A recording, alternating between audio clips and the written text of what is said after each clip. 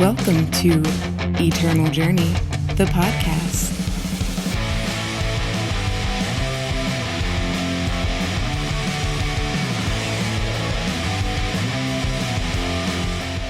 Greetings, all my knights and padawans. You are listening to EternalJourney, the podcast that talks about all things eternal with a focus on unlimited play.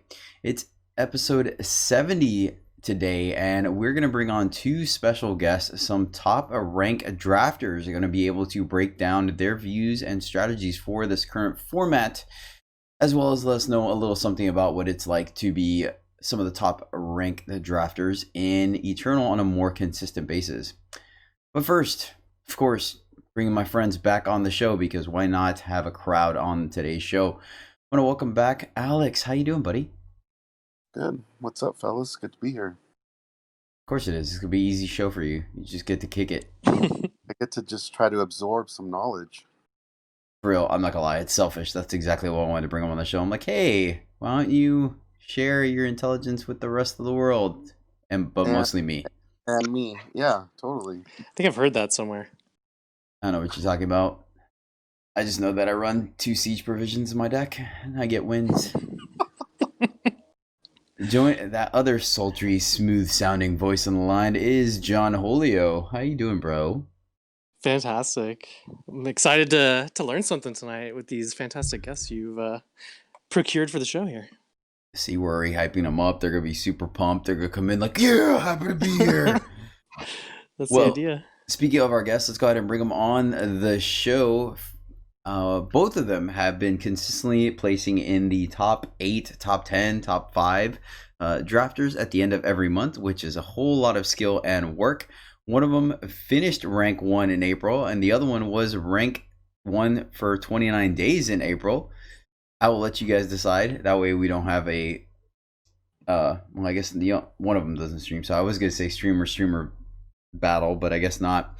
But all right, first, I want to welcome on the show SuperVaderMan. Vaderman, how are you, buddy?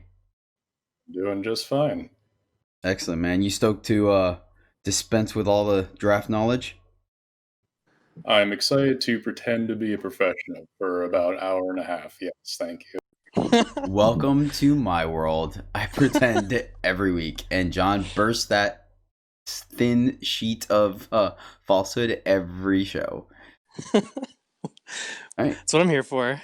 And I'm just going to say to start that, since Alex and I are Jedi and Sith, we need to have a little bit of light side and dark side.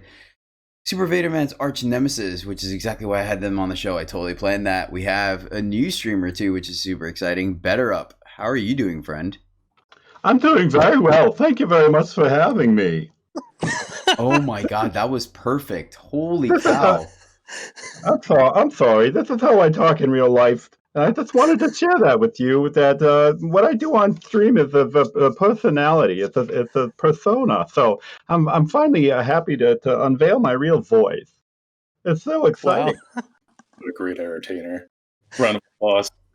I really Hey, no, I'm just kidding. I'm kidding. Thank you for having me. My name is Nolan, and AKA Bettorup, and I'm happy to be here. Thank you. That was awesome. Welcome. That was fantastic. Yeah, probably the best guest intro ever.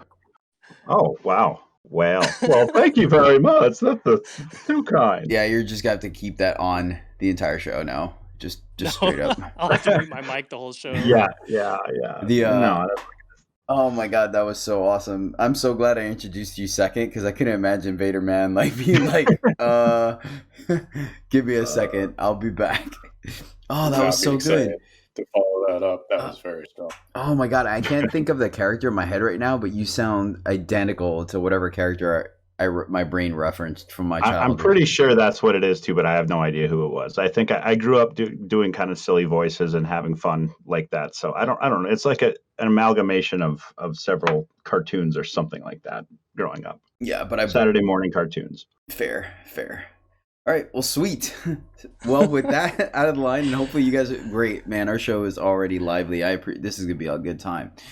All right, let me go into some quick housekeeping before we start picking the brains of two masters. Pun intended. You can catch us live all right, hold on. We got a new schedule that we're trying out. So you can catch us live every Tuesday, Thursday, Saturday, Sunday where we are drafting 3 out of those 4 days, and then hopefully cube drafting the 4th day. But if not, then we'll do some deck doctoring stuff. Catch John, Alex, and myself doing all kinds of great shenanigans. But don't worry, I'm the only one punting on screen. Of course, if you're not able to catch us during our live schedule, you can catch us in a recorded format at YouTube. That's right, search up EternalJourney on YouTube, and you not only get some great draft content as well as sealed, constructed tournament reports, all that good stuff. You also get the video version of this podcast, so you are able to follow along during our pack one, pick ones, and our what's the plays, and etc., etc. And of course, spoiler alert, I for some reason hit a stroke of genius and zoned out for 2 drafts, and I'll be posting 2 7-0 drafts back to back on there. One we did just kick it. Well, I guess the EJ crew popped in there towards the end, so that was super awesome, super fun. One of the funnest draft decks I've ever drafted, a straight Xenon in this format. And then another one that we drafted on stream that I'm gonna post up there for you guys to check out. So check that out on YouTube. But that does that portion of it, which leads us into one of my favorite sections, is our shout outs, which is this identifying some great people in the community that help us do what we do, as well as just being proponents of why this Eternal community is so fantastic. So first up in our shout out section, Darth Herman 2, that's right, my good friend and co-host Alex. Dude, coming in with a 9-month resub to the channel, bro. That's pretty impressive, man. And I do have to apologize. I still feel bad about it. Alex actually hit his anniversary on the charity tournament event, which was an awesome, huge success. I'll talk about it in a minute. On stream, and I was doing the commentating thing and stuff, and I missed it, so I do apologize. But to make it up for him, the next day we definitely gave him 2 knighting ceremonies on stream live with over 150 people at the ceremony. One for light side, one for dark side. Here is what John is telling me. I think I just wanted to, sure, we'll go with that. That makes sense. I was totally not favoritism over a co-host. So thanks, man. I really appreciate that, Alex. Yeah, man. It marks the start of a great friendship. So it's like, it's a nice marker to have. And yeah, it's a great stream to be sub to. So a slight throwback. Alex was actually the first person to give me legitimate feedback on the show. It wasn't the occasional like, you good, dude, do good. It was he actually was like, yeah, man, I don't mind. I listen to LR, so I love. And he like threw down. He actually, it was actually kind of funny. Alex got a little nervous when I asked him, I'm like, hey, dude, you mind giving me some more specific feedback so I can keep improving? I was still doing the podcast by myself at that point, and he was like, let me get back to you. And he threw down. It was a lot of great information. All of a sudden I was like, so you want to be on the show? And then it was like double gulp. I'm not nervous anymore, but I used to get pretty nervous when I used to come on. Not anymore though. Really? Gosh, I still am. Just hanging out with the crew, right? But I get like Vader's apprehensions earlier or whatever, but it's like it's all chill. It's actually kind of funny because everyone is, right? We have such a small community, Eternal, and still people are like, wait, I've never podcasted before. I'm like, dude, it's cool. We just talk. Honestly, it's all right. We'll just hang out. Yeah. All right, so let's get through this though, because I really don't want to be respectful of our guest time. So next up we have Sandy Fur hitting a year. That's right, 12 months. I can't believe it. So that means I've been streaming for like 14 months or something like that. It's insane. It's definitely not felt that long, to be honest with you. But yeah, I don't know. Maybe we'll have to start planning some stuff for the 100th episode soon enough. But Sandy Fur, thank you so much for that year. I don't know why you put up with me for that long, but thank you. Congrats, Sandy. We all love you. Yeah, she's absolutely amazing. So positive, both in Discord and the stream. It's absolutely amazing. I think it's great too because she doesn't play Eternal at all, so she's just here for the social dynamic of it. So I think it's great. I'll try to get our kids hooked on it though. All right, Living Entity 8, Math Princess, Admiral Ryder. It's actually kind of cool that we had Admiral Ryder join the sub train because of the fact that I'm commissioning an Admiral Akbar emote as we speak. The Color Changing Fox, Alomba87. Alomba, thank you so much. They are one of the Reddit mods, so kudos to them for being another person that sacrifices a lot of their personal time to better the Eternal community. It's definitely not an easy thing to do, so shout out to them. And then Chickadee Shogun. I mean, I kid. Shy City Shogun, member of Team Misplay, subbed and donated a ton of bits during the charity event, so thank you. And then Extinction, thank you so much. Extinction is actually one of the reasons why I have some emotes going. Extinction just dishing out bits and gift subs like it's going out of style. I really do appreciate that. It's my way of paying him back. I'm he's come on the stream a couple of times, actually cashed in his midichlorians to do a draft with me, which has been an absolute blast. More so because he's a higher ranked player, so I'm just mooching off of his success. And but yeah, I mean, I want to do more things to give back to you guys, and he's just someone that is a positive supporter of all the streamers. So shout out to Extinction. And then of course, finally, Bettorup, man. Bettorup coming in, and one of the first times you've said anything in the stream, you're like, hey, what's up? Oh, by the way, here's 10 gift subs. So Bettorup, thank you so much for that. Really do appreciate that, buddy. Oh yeah, it's my pleasure. I love supporting this community as much as I can, and it's kind of like the third, fourth time you start watching a stream and you're enjoying it, you're like, what am I doing? I need to show my support somehow and give back, and yeah, it makes me feel good to do so, and I'm happy that it helps. Oh yeah, it definitely does. 100%. I was super excited because you've smashed me a couple times. I saw you hang out, but I'm starting to feel like a lot of people just to come hang out to watch the VODs to see how bad they smashed me. Because at one point I was like, especially during the tournament, when I was testing, I kind of do a little warm-up stuff on stream before I do the ECQs. And I'm like, all right, cool, let's check how people are doing. And I look, and the people I've been talking to in chat, half of them are in the top 25. I was like, oh, well, thanks for hanging out, guys. Good run. So it's kind of the same thing when I'm streaming. But that's going to do it for the shout-outs. Last thing I wanted to say is thank you to the entire community and everyone that listens to the show. Because of you all together, we managed to do something amazing. And somehow the second charity tournament was even more successful than the first, and we generated a total of $2,450 to donate to the Child's Play charity, which was absolutely amazing. We had 42 players enter the tournament, a ton of creative drafts, not draft decks either, a bunch of created decks. One we'll be talking about here later on for our constructed corner. And yeah, it was just a great time. Things ran so smooth. Chat was super active. The shout out to Team EternalJourney helping me behind the scenes, making everything happen. Celtic Guardian 7, Sakarnan or Darthen, aka Darthenos, Dub Mike, our team captain, and then Cal Shadowstep for just those guys were in the trenches fighting the good fight while I was just sitting there letting Sir Rhino carry me through commentary. So thank you guys. Oh, and my bad, sorry. And a huge, amazing surprise move by Direwolf Digital. The Sunday after, when we posted how much we generated as a community and how great it was, they actually decided to match it. So that's right, Direwolf Digital, the developers of this great game that we play, was kind enough to also match our donation to Child's Play with their own. So I thought that was super neat as well. Alex, John, anything you guys want to say about the tournament, since you guys were in support as well? I mean, it was great. Like, great job. Thanks everybody for all the support. It was crazy turnout. Like, I can't wait for the next one. It's gonna be even bigger. Yeah, I mean, the community, it always blows me away. Like, it's not that big, but I swear it always shows up, so that's really cool. Yeah, for sure. 100% quality over quantity, but hopefully we'll fix that. We have a new set coming out.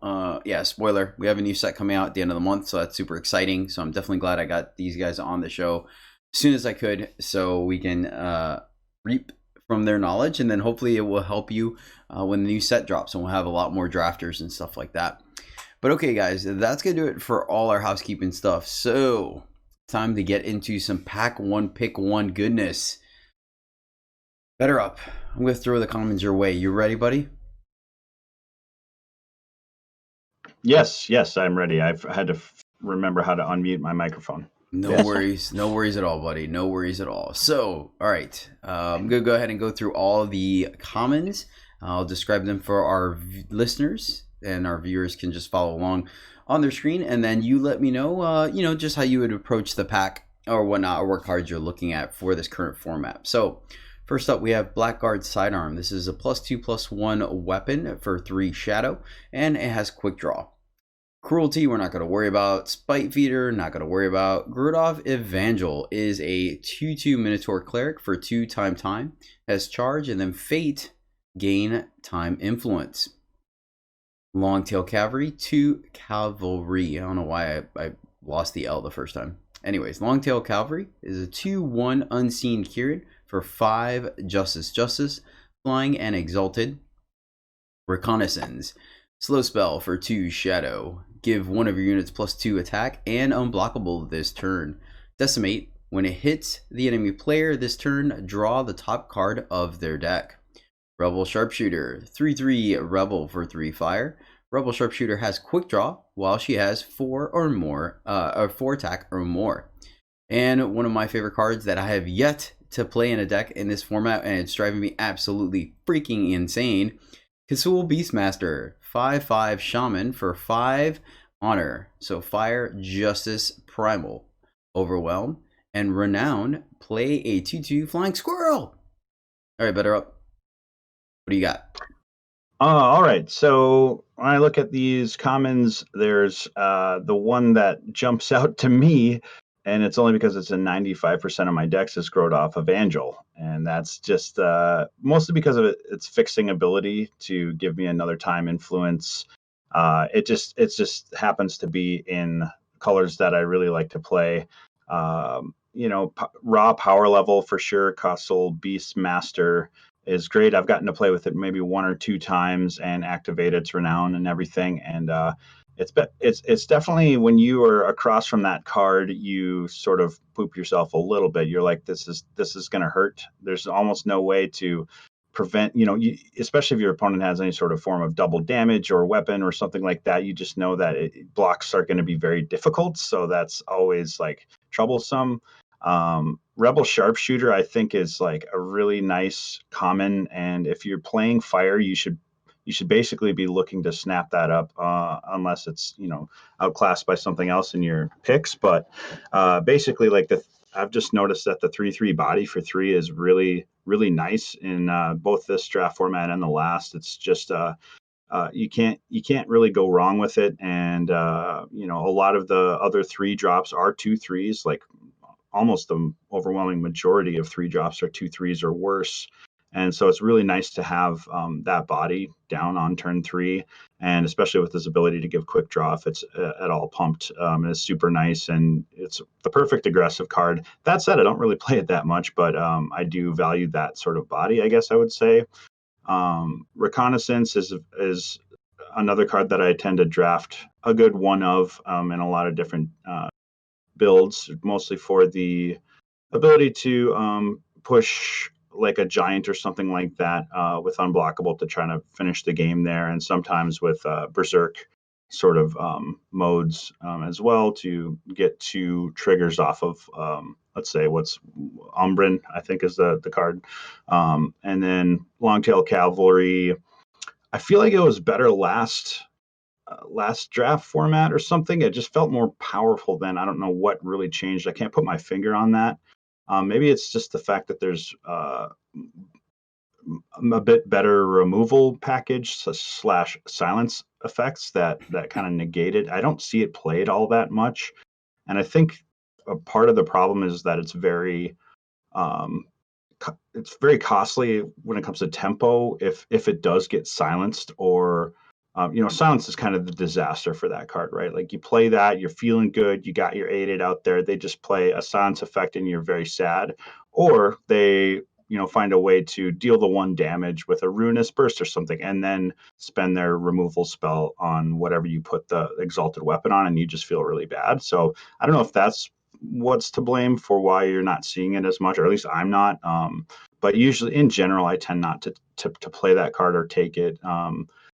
Mostly because it's Injustice, which I just don't really play much Justice. But I think for the reasons that I mentioned, I think as far as Black, go ahead. I think another part of it too is just that the 5-drop slot is super contested in this format, I feel like. Oh yes, So absolutely. that's part of it as well. Versus in previous formats, it was kind of like one of the best things you could be doing at that part of the curve, and now there's a ton of cards that you're just like, this one's probably not as good now.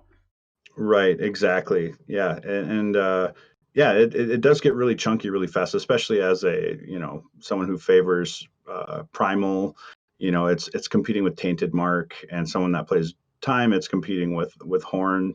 and cards like that, where it's like, you really only want to play a few of those at your curve, basically. 3 to 4 maybe on average. So it's competing with some pretty stiff competition, and depending on what kind of build you have, it can be tough. I think it's almost maybe better in a combination with Devour or something, you know what I mean, where you're just able to get immediate value from it. But like a card like Sidearm, I was gonna mention later that I'm not super into creature weapons unless it's protected by Aegis or something along those lines, basically, or in a very very low to the ground quick aggro deck where you can push the damage early enough to where even if you're getting 2 for 1 and that sort of thing, you're able to push enough damage early to close the game, by whatever turn 6, 7, something like that, to where it's over and it didn't matter that you're out of cards, because your opponent has a full grip, but they're dead, So, but so in general, I tend not to draft creature weapons unless they have some sort of recursion value, or if my deck's set up to be able to get stuff like that back. But typically, I don't end up playing that sort of stuff. And then Spite Feeder, I think, has a role in decks with basically, like, I'll never forget. I can't remember who I was playing against. Maybe it was Cosimo or one of those guys, and it was like Spite Feeder turn 1, and I'm like, whatever, And then it was like by the 4th time they played it after, recurring it was, whatever, a 10-10, 11-11 flyer, and I thought, well, that's cool. I'm dead, and that was a 1-drop that they just played 5 times, and I'm dead. So I think there's some value in an evasive 1-drop card that allows you to, especially if you're just like, what's the card I'm not thinking of that gives it +2/+2? It's like Triumphant Return. One of the best cards. Triumphant Return. Triumphant Return, yeah. So like basically, like sometimes you end up with like, oh wow, this is my 6th Triumphant Return.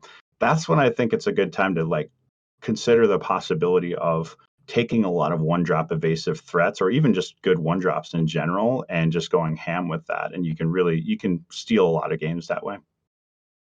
Fair. So what's your final pick here then? Oh, I have to pick? You can, yeah, a little bit. Okay. It can be an evolving pick, but, Yeah. out of these commons. Yeah.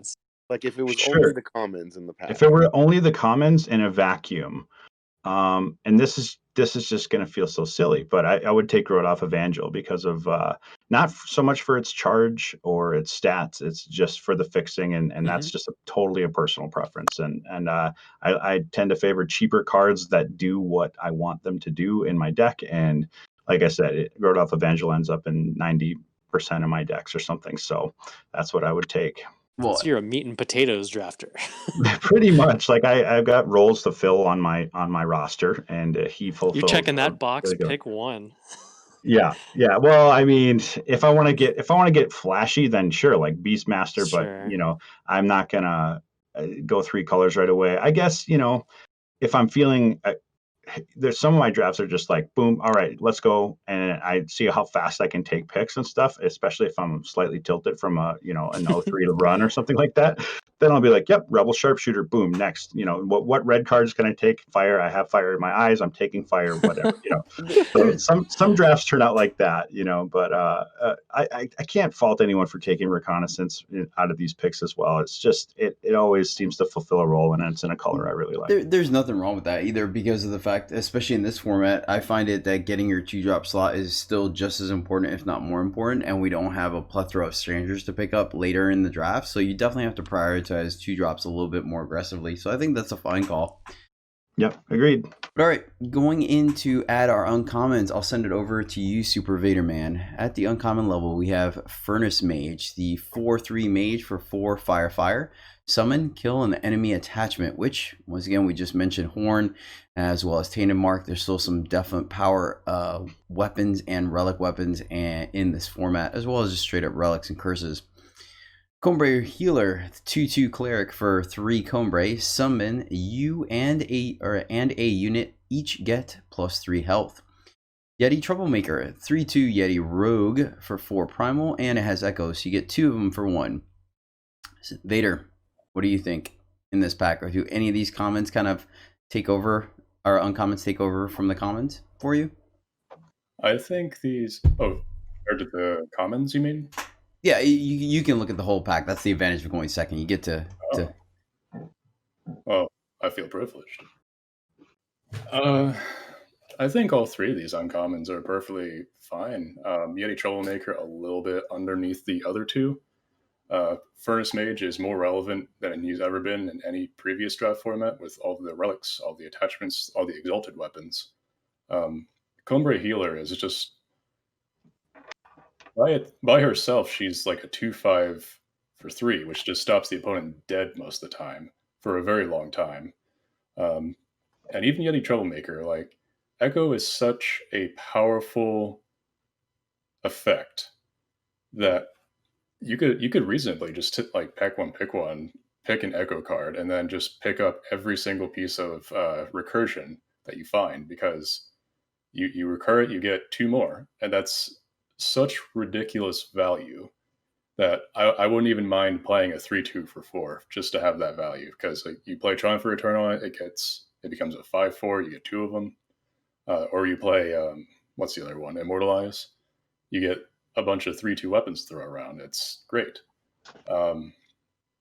Personally, out of these ones, I would pick Furnace Mage, because it's a 4/3 for 4 is a perfectly fine body. It's mono faction.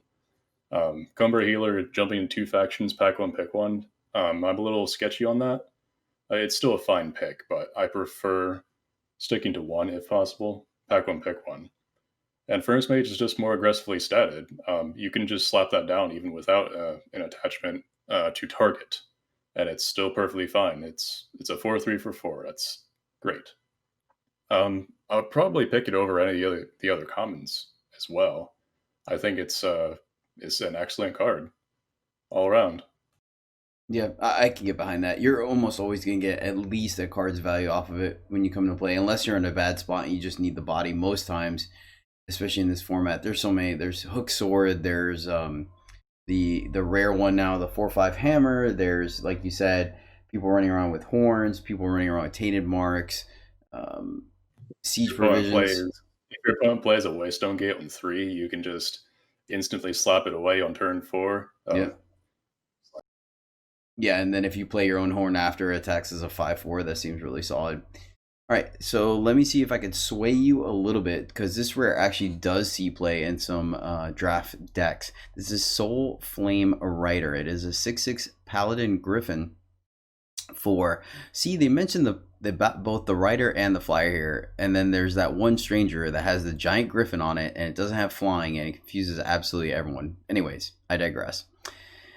It's a Paladin Griffin for 9 single Justice Influence. It has flying, it has endurance. Soulflame Rider costs 3 less for each time you decimated your power this game. So it doesn't have to be in your hand. As long as it's in your deck, you can decimate on turn 3, and then if you draw this thing on turn 5, it'll cost 6. And if it's in your hand, it still gets it. I have seen this card cost as little as 0, but not very often. And it's completely serviceable as a 6. So where are you at on it, Vaderman? Is this going to pull you away from the Furnace Mage, or are you locked in? Oh, I'd absolutely consider Soul Flame Rider, because you imagine you pick a card like this, pack one, pick one. You're gonna have that in mind the whole time you're drafting. You're gonna look for every decimate effect you can. Versus like if you've got like pack 4, pick one, then I would probably not pick it if I didn't already have decimate effects. Because like a 6/6 flying endurance is ridiculous, right? And getting that on for like 0 or 3, yeah, of course, play that all the time. If you have the decimate effects, which you can prepare for if you pick it pack 1, pick 1. Yeah, I think that's a very good point. As far as this being a very high pick early in, i.e. pack 1, and then being a not so high pick in pack 4, unless you are already kind of have that decimate. The good news is that draw strength is still in the format, and that's a great combat trick. And obviously we have Wind Conjuring, which is, in my opinion, pretty much the best conjuring. It's close second, or Water Conjuring is a close second, but Wind Conjuring just does so much work. Yep, Bettorup how about you? Where are you at on Soul Flame Rider? I'd still take Rodolph Evangel over that. I just really like time. I'm just kidding. I would definitely take. I think I would take Soul Flame Rider just for the ride, if you will. It's the only time I ever see this card is in pack 4 when I'm completely not in those colors, and I'm like, well, that's kind of lame, you know. Never got So that yeah, either. like to have the opportunity to play it, like to pick it first and build around it. There's a lot of cards like that actually that, you know, like they just if you can build around it after the first pick, it's busted and it's great, and you can usually cobble together something, you know, with Reconnaissance and different effects like that, where you know you're going to have. And I'd be looking for, like, I don't know, maybe 4 or 5 decimate effects possibly to try to make sure that I'm getting this online at a reasonable time. You know, 2 decimates is super busted with this already. So, and you're just hoping to get one of them to be able to play it on curve. On curve, I should say. You know, decimating, you're not really playing it on curve. You're looking at playing that turn 7 if you decimate one time. So that is a cost. So, you know, the more, if you can combine it with the card that makes your decimates free, then that's more the better. But yeah, I'm with you on Soul Flame Rider. I think it's if it weren't there, I'd be with Vader on Furnace Mage. Okay, nice. Alex? Yeah, pretty much what you guys said. That big flyer, only one trigger of a decimate makes it a completely acceptable, you know, and game-ending flyer. So anything else more than that is just busted, you know. So yeah, why not? It's draw strengths going around. They're times 6. So I don't see any fault with picking that here. John? Same thing? Yeah, I agree completely. Yeah, right. Soul Flame Rider, easy pick for me. Yep. Everyone's riding the flame. Good. Got it. Pack 1, pick 1. Done. All right, guys. So that's going to lead us to our main topic, and it's exactly why we brought you guys on the show. So for all of you listening, both these drafters have been making splashes on the scene, just consistently being on the top of the leaderboards, which is no small feat. I've been encouraging the Misplay podcast to do their survey again to find out exactly how many people in the community are drafting, while also kind of finding out how many people actually listen to the show. But it's definitely, I think the last time they did it, it was only about 25% of the community drafts, which means that the people that draft come across each other a lot more often, and the draft scene has gotten very competitive here recently, and I feel like a lot more people know what they're doing. A lot more people are listening to this podcast and doing better with the content they're gaining.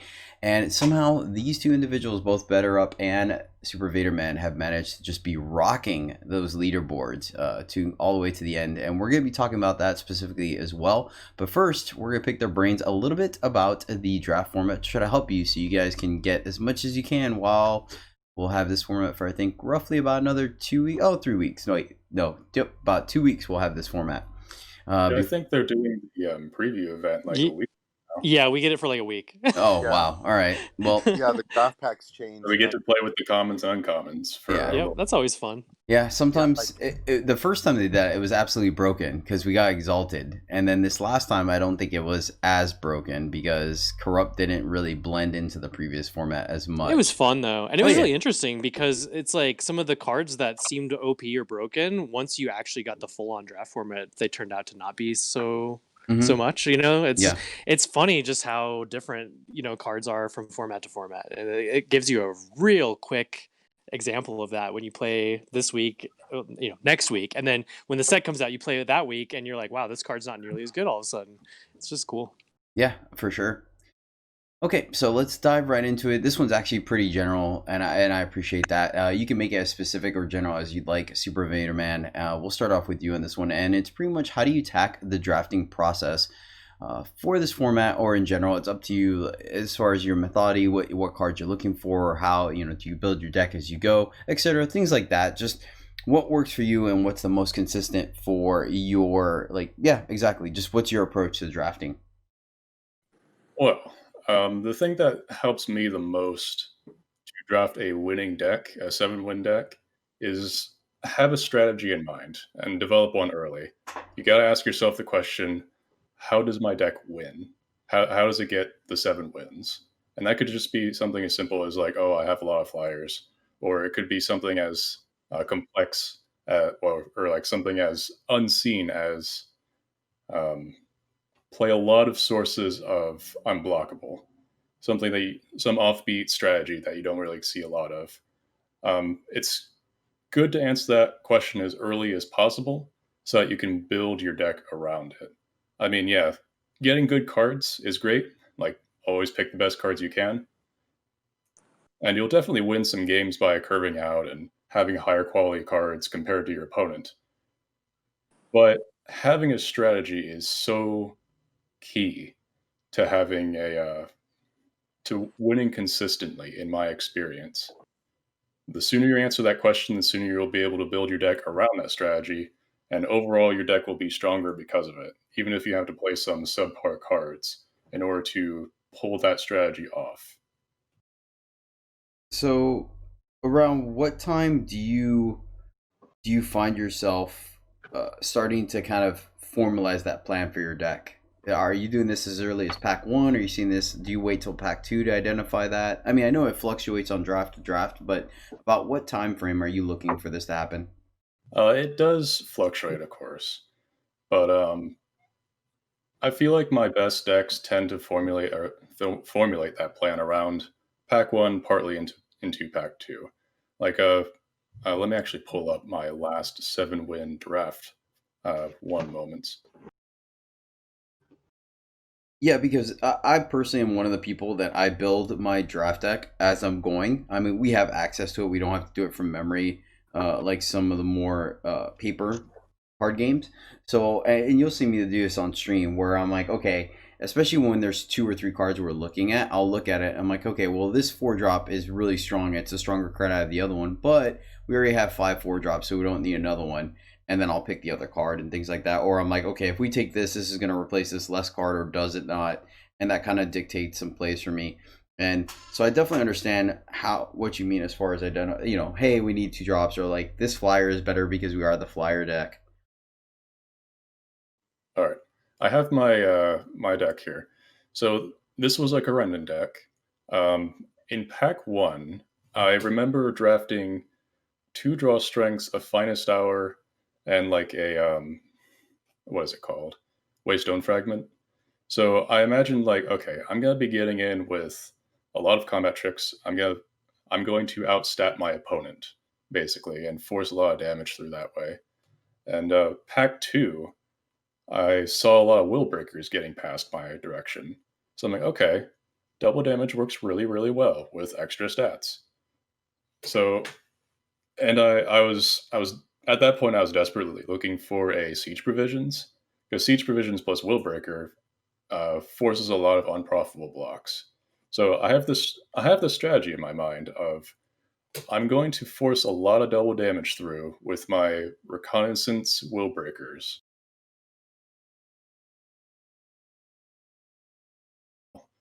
That wasn't the only strategy, of course. Like, you don't necessarily need to have one strategy. I also had a lot of flyers in the deck to go with them. Um, but yeah, the deck worked out really well. I was the will breakers plus I also had Kodash's Stranger. Being able to force a lot of damage through really early played a key part in determining a lot of games, and then I was usually able to close them out with uh, Reconnaissance. Gotcha. Okay. Nice. So it's more, you really focus on the overall strategy of your deck versus kind of the nuts and bolts portion of it, as far as making sure you have a curve, looking at removal and things like that. Like, I know I'm assuming you take some of that into consideration, but you're more worried about your overall game plan. If you're like, hey, if I'm going aggressive, I'm trying to take as many 2 and 3 drops as I can. I'm not really worried too much about the top end of my curve then. And yeah, of course, like building your deck correctly is, key to winning as well. Like, I'm not saying it isn't. I'm just those are all important parts, everything that we should know. But having a game plan is so important. Like, yeah, you're obviously going to win games just having good units, having a good curve, but you also got to have a plan. is all I'm trying to get across. No, I think that's a really good point, because actually one of the it's ironic that you say aggressive, because that was actually one of the first times I really went ham on a very synergy deck recently. Was a Reconnaissance deck that was just one of those things where I got past fairly early to Victor's Cries, which is the +5/+5 fast spell in Justice. And so at some point pretty early, we found out, like, yeah, we're just gonna be a very low to the ground aggressive deck, and I ended up cutting 2 5-drops out of my deck. I think with that deck actually ran 16 power, and it definitely changed my picks later on in the draft, because I was like, look, we're not looking at these big spells or anything. We're trying to get underneath our opponent, get very aggressive, get them dead. And normally I don't. Normally I do stick to a very nuts and bolts, very conservative drafter, and stick to the cookie cutter design draft after draft. And so sometimes, yeah, just really diving into that, identifying what your deck wants to do, and making it to where every pick goes towards that direction can definitely go a long way. And even if what you're doing is against the grain, I still think it's worth mentioning, because once again, you have the stats to back it up. Sending it over to and that's a really good point. I think I've said this before, but the sooner you get a plan, the sooner you can build your deck around it. And of course, that's very, very important. Yeah, you've seen that a lot as well with people like Cassandra and Kalibovich on stream, when they like to explore the draft format a little more. And, you know, Cassandra went deep into a mill deck where it was running the name escapes me now. Sure enough, it's not the 2/1 that when you mill, your opponent gets plus attack. John, do you know which one I'm talking about? Oh, two-phase. Is it two-phase? No, it's not the two-phase. It's the 1/2 exalted, and then whenever you mill your opponent, so the combo was to attack and then melees them. Siphoner. Okay. Siphoner. There you go. Thank you. Yeah.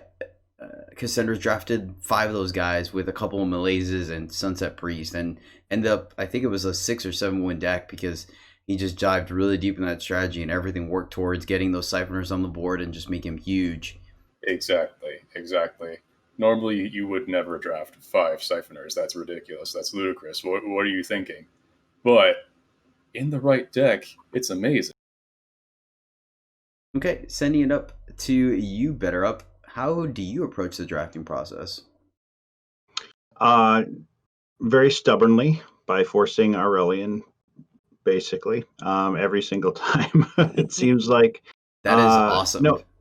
You know what? It does play on what Vader was talking about too, of just the idea of having a strategy in mind early. And for me, it starts to where I'm a lot of times passing rares and, like, you know, pretty strong uncommons and things, for things that I know are going to get me to a spot in my deck to where I know that I'm going to have success.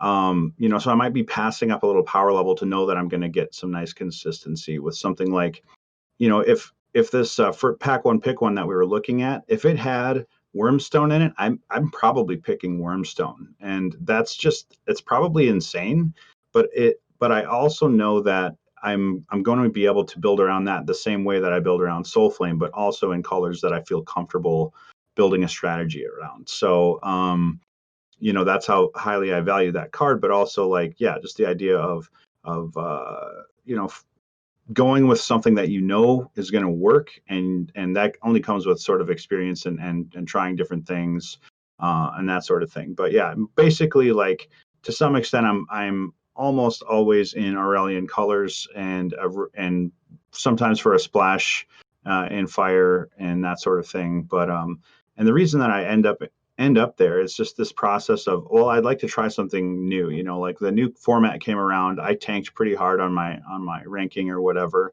and it was because I saw all these kind of powerful synergies that were available with, like, Reconnaissance, and I'm like, I want to try these out. You know, I want to see how busted we can do, you know, some pumping double damage stuff, and how aggressive we can be with these 1-drops that pump when you play a spell, and that kind of stuff. And I went super low to the ground and tried a bunch of different builds of that, and always ended up frustrated that my opponent was flying over me and winning. And I'm just like, every time I was like, well, this is the last time I'm going to let flyers beat me. I'm going to be the flyer guy. And then I would go back to Reconnaissance or something and play it again. And then just the same thing over and over. And I would just try different ways of like going under that strategy. And the problem was that the bodies are too good in Aurelian. There's all these bodies on the ground that just come down, the 3/4s and the 2/5s and everything that's in your way, the 4/5s, the 4/6s. All of a sudden when you can't attack anymore and you've burned your pump spells, it's really, and I guess that's just the nature of the beast anyways. Like you have to kind of win the game early with those types of decks. And if you don't, you lose a lot. And I don't like that. I like being able to have some sustainability to my plans. So that's why I end up in these colors that have very high amounts of evasion in Primal and Shadow, and a ton of card draw in Primal and Time, and then recursion of Shadow and Time together. Like those I very much highly value card draw, and especially from this format to the last. Like I feel like card draw is even way more important in this cycle than it was last cycle, because it seemed, for whatever reason, it just seemed like card draw was flowing a lot more. So so when I see like a Wisdom of the Elders or something like that, I'm sometimes first picking that pack one pick one. In fact, my latest draft deck, I believe, was pack one pick one Wisdom of the Elders, because that's how highly I'm valuing card draw and to be able to keep my hand full. Because that's the other thing I hate. I hate having flyers go over me and beat me, and I hate running out of cards. And so those colors really support card draw, evasion, recursion, and combining them all together with like the best common in the format, which is Wormstone. You can just pretty much consistently have access to 7/7s removal. I didn't even talk about removal. I mean, we're talking Shadow just having glorious amounts of removal at common, uncommon, and rare. And it's very important to a lot of strategies to have that. I also have a note that I like big butts, and Beach Boy, Insistent Automation, Ancient Excavator, these cards that are available at uncommon in Time are super, super nice, because basically the along what Vader was saying, the idea of building a deck that works well. For me, it's kind of big bodies on the ground and fat butts on the ground, and then winning with card advantage and air attack.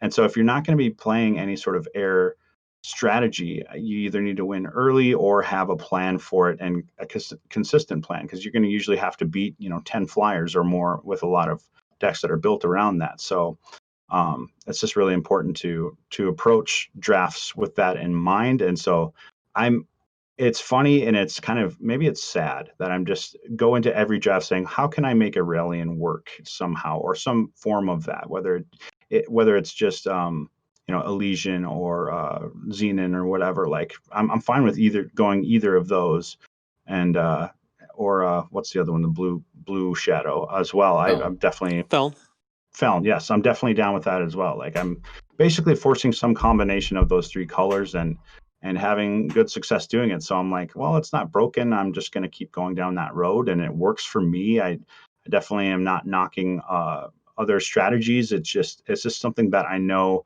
with the depth of commons that are available that I'm going to be able to cobble together something that's serviceable. And so I just rock with that. I really actually appreciate the fact that you said that you force Aurelian every time, because one of the things we talk a lot on this show is to try to identify your lane and stay open until you know what's getting past you.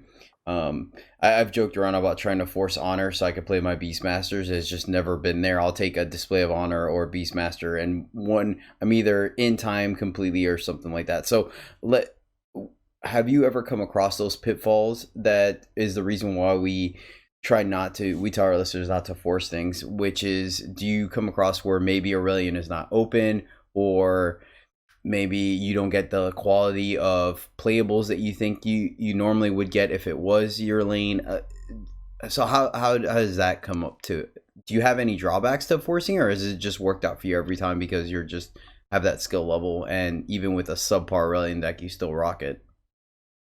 Something you definitely can get yourself into trouble, but like I was saying about sort of the depth of commons in those three colors, it's hard to come up with something that's completely garbage. Like Hmm. I get in more trouble first picking something like Beastmaster or one of the displays, and because it's so tempting to take a display right away, because especially there's so many good powerful ones that you're just like, all right, I can build around this, I can make this happen. Yeah, and that And colors that colors your expectations for the rest of the draft. You try to force those colors when it's probably right. not a good idea. So yeah, basically early I'm thinking, okay, well maybe I end up Xenon, maybe I end up Elysian, maybe I end up Feln, like maybe I end up Aurelian. Like that's those are kind of like the thoughts. Like I'm still trying to stay somewhat flexible. I'm not trying to force one of those three colors, but if I end up in two of them, I'm really happy. If I end Hmm. up in three of them, it's usually because I have a pretty good deck and the mana to support it. Okay, and I think that's a little more format specific. You definitely mentioned there where you feel these colors have or factions have depth to them, which means still later in the pack, even if someone else is taking similar factions, there's still enough cards that you're perfectly fine running in your deck that you're gonna see the cards that you want to play. So I like that, and I do think that's format dependent. But I do like the fact that you mentioned that, and it's true. We had a Xenon deck that went 7-0, and it had zero corpse booms in it, which is one of a really good sign that you have a solid deck for at least any kind of time deck to run that. And it had zero of those and zero power breed sentinels, and yet it still did it. So I think that's I think you bring a very good point, is that sometimes even if your deck is not a 9 or a 10, still being a 7 or 8 is going to be good enough to get you across that finish line. Mm-hmm. So Yeah, and then, oh, sorry. Just the last thing I would say about the process that I have with it is, in this sport format specifically, the importance of evasion and how difficult it is to overcome. Just like Vader was talking about, he tends to end up with a lot of flyers in his deck, and it just makes sense. And it's very difficult to find that in a lot of different color combinations. With that include justice and fire. It's like combining them with some sort of evasion possibility is almost essential to their success. The lack of evasion that you have, the lack of card draw in fire and justice, the understated bodies, the lack of hard removal without costing your life total, the quality of the depth of the commons it seems to be lacking compared to Aurelian colors, and just the inherent trouble with pump spells. Like a lot of times, especially with a 4-cost pump spell, even a 3-cost pump spell, you're looking at a 1-for-1 that doesn't advance your position in most situations. Unless you're ending the game with it or something like that. A lot of times you're using it as a quasi removal spell, but it's hard to push damage otherwise outside of that. I think I tend to avoid pump spell strategies in general, just because of I think they in those colors, especially because it's so hard to refill your hand. I think if there were more consistent access to card draw in Rakano colors, it would make that strategy a lot more palatable for me to know that, okay, it's fine, I can 2-for-1 myself here with this weapon or with this pump spell if I need to, because I know that I'm going to be able to refill my hand. But like, that's where those colors, resource management is so key. You cannot afford to 2-for-1 yourself unnecessarily, and you have to manage your resources down to the wire in order to push through a victory. nice. Well put. Well, luckily you were a great guest and you segued into our second question, which was talk about your favorite deck, which you already did. So, sending it Yep. over to VaderMan. I really do appreciate the alley oop there. VaderMan, what is your favorite deck or archetype to draft in this format? Oh, in this format? In this format, I would have to say Menace, actually, which I don't think is true for a lot of people. Um, Traditionally, I prefer to draft Skycrag. I prefer the very aggressive decks, uh, the ones that need to manage their resources carefully, like Bettorup was saying. Um, and Menace is just Skycrag plus Shadow. Like you have a lot of interaction. You tend to be very very aggressive. You have a lot of removal. You have flyers all over the place, and yeah, like I prefer aggressive strategies, and Menace plays to that. I feel better than most others do. So Actually, that's kind of funny because you're gonna get to give me an opinion on a card that I go back and forth on. What's your opinion on Burning Core Drake? Because I am either all or nothing on that card. If I'm really not, I either don't want any of them in my deck because I think it's extremely volatile and vulnerable in this format. And then I've had other decks where I'm like, oh yeah, I want as many of these as I can because I just want to start smashing face and force my opponent to have answers. Where are you at on Burning Core Drake since you like Menace? It's definitely a very, very aggressive card, but like that double fire 1/3 is really hard to hit. It's either like one of the first cuts in my deck, or it stays forever because I have perfect fixing. It is a very, very aggressive card. In previous formats, Sky Snapper was a pretty big pick for me, and it's just Sky Snapper Plus with the card draw. Um, uh, yeah, like I think it's a perfectly fine card. Um, you got to be careful with it, of course. Like if your opponent plays double time, maybe don't play your Burning Core Drake for fear of Humbug Nest. Um, but if your opponent doesn't have an answer, like that's a three attack flyer hitting them for every single turn, and it's going to draw you 3 cards 3 turns from now. I think it's perfectly fine in an aggressive enough deck. Okay, cool. That's interesting. Yeah, I think that's a pretty hotly contested card. I think between any given drafter, whether they are high on it or low on it. That's cool. And like, yeah, I haven't heard a lot of people talk about Menace being their favorite, type of deck to draft right now. So that's really interesting. I'm not surprised at all by Betterup's, time preference slash Aurelian. Like, Time is absolutely the strongest color of this format currently. I don't blame it at all. yeah, like by the I numbers. Like if we look at our, sister podcast data collection project, yeah, time is like way out in front as far as like time X, right? Like time plus any other faction. So yeah, it's not surprising there. What about like any particular cards that you haven't mentioned yet in the format that you're really high on? Let's start with Vader on this one. Cards that I'm really high on. Thunder of Wings is one of the best cards I've ever seen in draft. Ooh, very good I would point. draft 12 of them. I would draft as many of them as possible. I actually had a draft where I drafted 5 of them. It was one of the easiest 7 wins of my life. I believe it. Yeah, that's a card that's making waves in Constructed lately too, so I'm not surprised there. I've heard that. Yeah. A card that's good enough to be in Constructed should be probably great in draft as well. I think that's mostly true, with some weird exceptions. And I want to mention a card that I feel that most people are pretty low on, but I actually like it. Great. Transpose. It's For draft. You're talking specifically for draft. You like that card? for draft, sure. Cool. Let's hear about it. It's the market enabler for Primal. Do 2 damage to your opponent's face. Get face each as yourself. Get access to a 4-cost market. It's definitely not as good as the other 1-cost draft enablers, but a 4-cost market is perfectly fine. Like I understand why people prefer the other market cards because they have some kind of effect on board. Like Burning Salvo is the best one because it just kills something. It's removal on top of getting something from your market. That's why it was nerfed. It was too strong.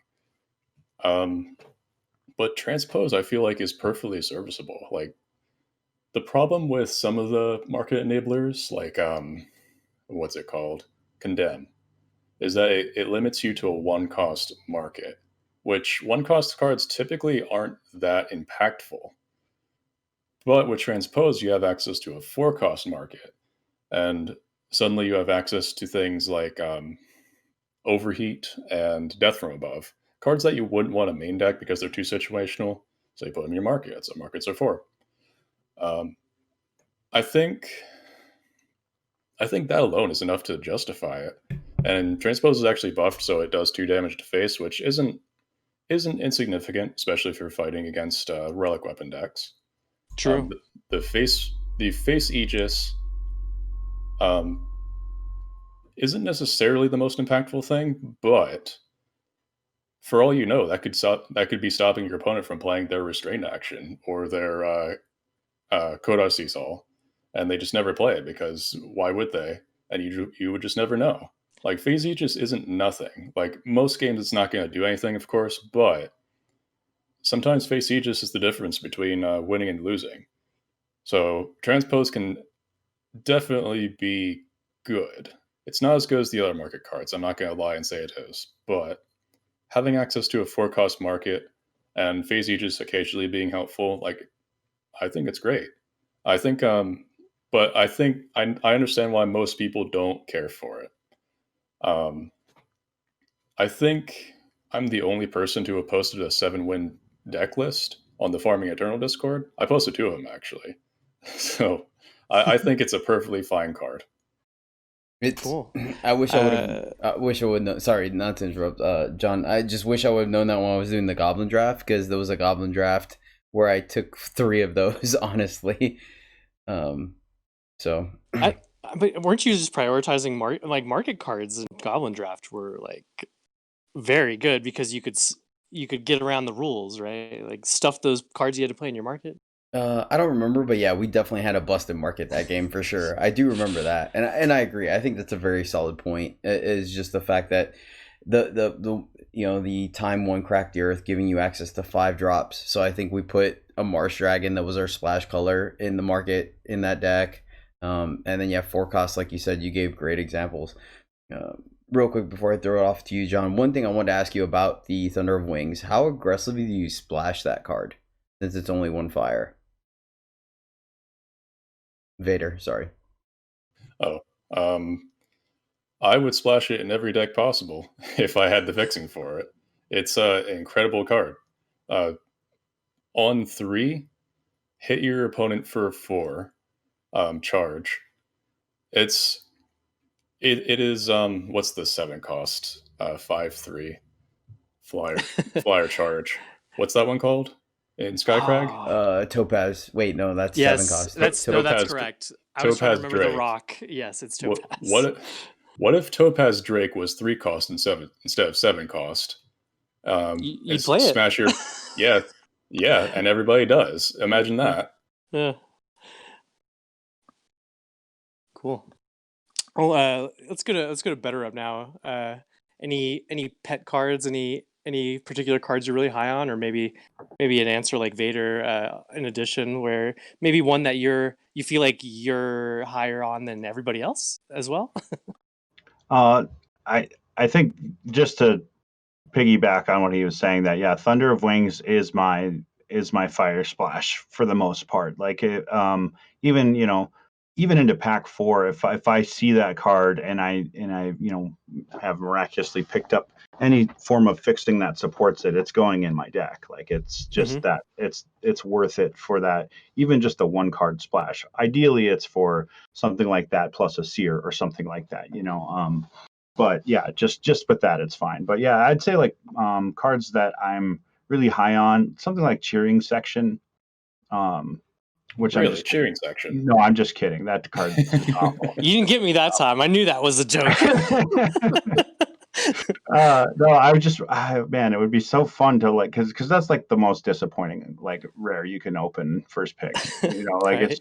it's just like, oh man, come on, like give me anything but that. But no, seriously, like cards like Unmake, I think are they're not sexy, but oh my god, are you happy that you have it in 90% of matches? It's just as a combat trick, sort of like on an exalted unit or something like that, or something that's carrying a weapon.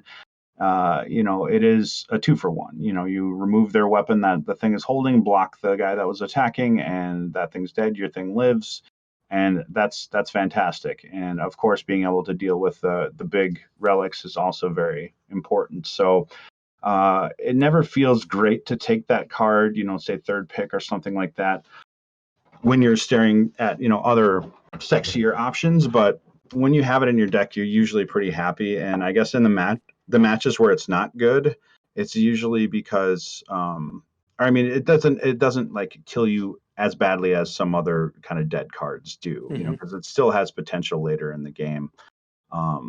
But yeah, just in general, like things that deal with relics, I feel like I'm pretty high on.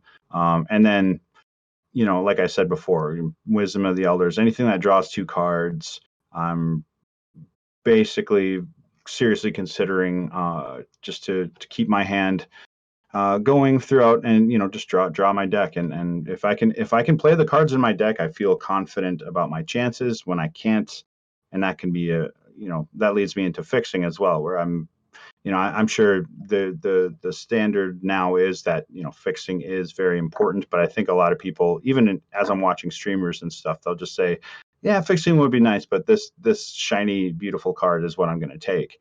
And then struggling, seeing them struggle later in their games, just it just reminds me that I need to be disciplined and be an adult and pick a take a seek power, 4th pick or something, where I'm just, when I see seek power, I'm like, okay, I need to try to convince myself of why I'm not taking seek power, because it's that good of a card, and I want 4, 5, 6 of them in my deck if they were out there, but just allowing yourself to the comfortability of and consistency of being able to play your spells. I'm a big fan of LSV, and he's kind of taught me just through watching him how important it is to be able to cast your spells, and it's so frustrating when you can't, when you're just sitting there.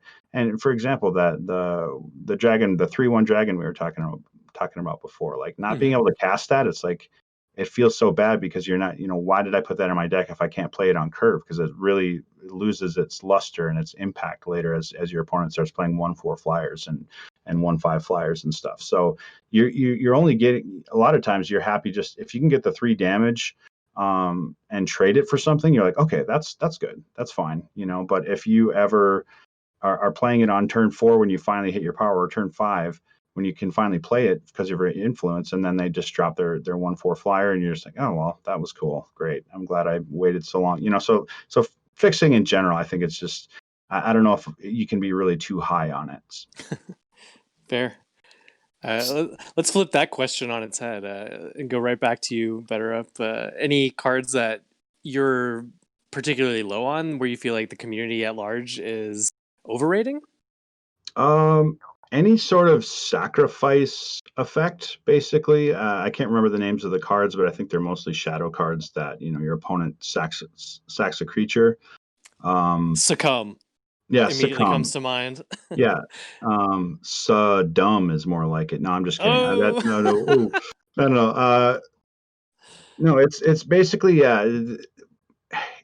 I think it's a very polarizing card in general, because if it hits you hard, it really hurts. But for the most part, 90% of the time, or maybe 80% or something, you're just happy that your opponent has it in their deck. And you're like, honestly, when that card gets that cast, I'm like, oh, okay, so I'm not against a real deck.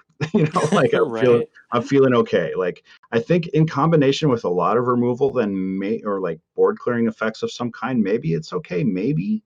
But Right. it's never, like, those effects never end up in my deck, because all you have to do is try to cast, the card that, for example, like steals a card from your opponent, and then it sacks at the end of turn. Like Dark all you have to, Betrayal.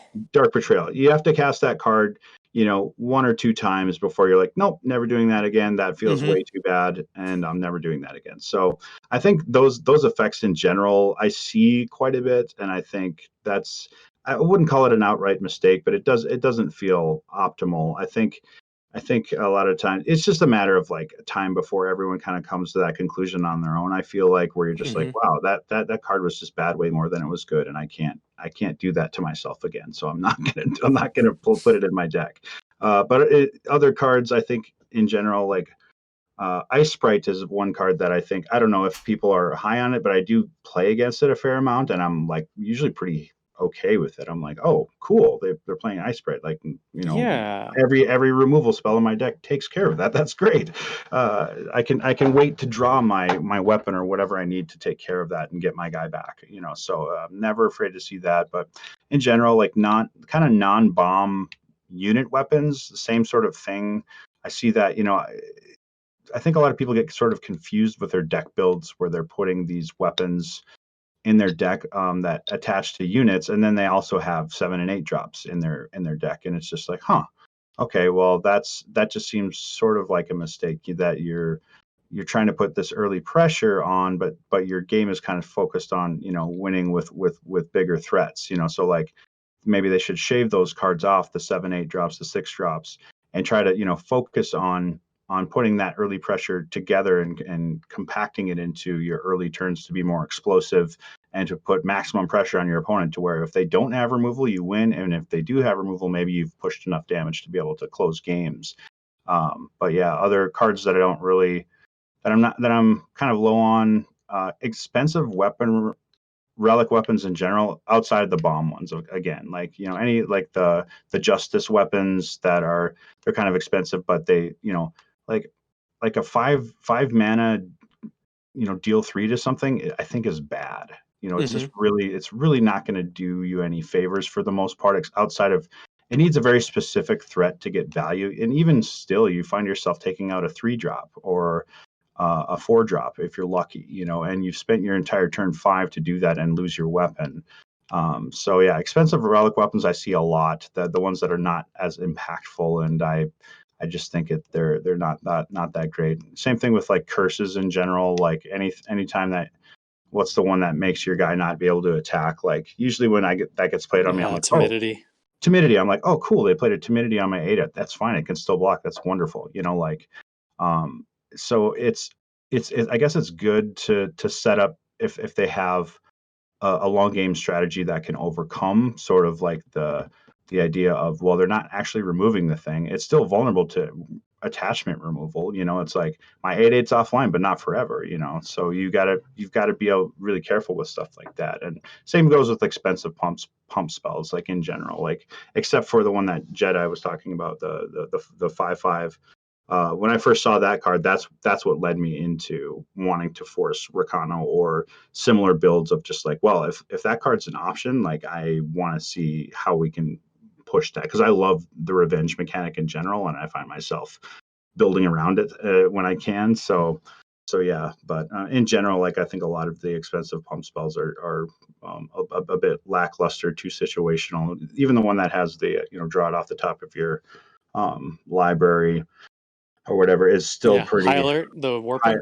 Yeah, the warp one, the high alert, like even that, like I find myself finding it on top of my deck when it's just like, well, I just, my attacks are not good right now, and I do like I wanted to do something else that's actually, so when I can't cast a warp card because I have something better to do, that's probably an indication that I need to consider at least how many copies of it I put in my deck. Okay. The one time that we'll say that Succumb is good is when you're able to draft all of them, and I wonder why, and then you play them all back to back to back against John. Has this happened, or? It's happened a few times. Like for some reason, when an opponent plays a Succumb against me, they always have like 4 of them. That's like that's the thing. I guess they stack okay. It kind of makes sense, right? Yeah, that they'd have multiples. Yeah, and it just depends. Like it's kind of luck of the draw. Like sometimes you're against somebody that's like, I'm never blocking, and it's pretty bad against them. But if they're like, oh yeah, I'm fine going 1 for 1, 1 for 1, 1 for 1, then I can see Succumb at doing some work, where the board is clear. But yeah, I keep seeing. I'm with you. I mean, I keep seeing people trying to play it, and I'm just over here, shaking my head or whatever. So I think you have to get bonus from the discard stuff from it, right? Like like, the card actually has other text on it, right? That I never actually get to read because I just see which card I'm looking at and I just stop reading. Yeah, right. Like some deck that can boost from having the graveyard bigger. Right? Yeah, it actually does have additional text on it. I always forget about that. Let's throw that question over to Vader. Any reverse transposes for you over there? Cards that the community is low on, or that the community loves, but I think is not great. From the curated packs, I'm not a big fan of Submerged Titan. Okay. It's a 3-drop that when it comes down as a 1/1, and it's just not super impactful. Like I would much rather have a card like Gravewatch Ancestor, or a Komori healer. 3-drops that actually stop your opponent from attacking. Like, That's a really good comparison, actually. Gravewatch Ancestor. yeah, Mhm. because Gravewatch Ancestor also gets bigger later in the game. Right. And it stops aggression early on rather than just being a 1/1. Mhm. That's super, super vulnerable. Like, obviously, if you have like Proselytize and Humbug Nest, like, yeah, you might consider it. But Submerged Titan is so slow and it's so vulnerable early on. Like, your opponent plays a Fury Blade and, oh, okay, my Titan's gone now. Or they play a Vara's Favor. That's the worst one. Mm. I just, like, yeah. When most people, I feel like they look at this and they think, oh, that's a 3-drop that eventually becomes a 10/10. And sometimes that's the case if your opponent doesn't have any removal. But most times I play it, it just dies immediately. And I've just never been super impressed with it.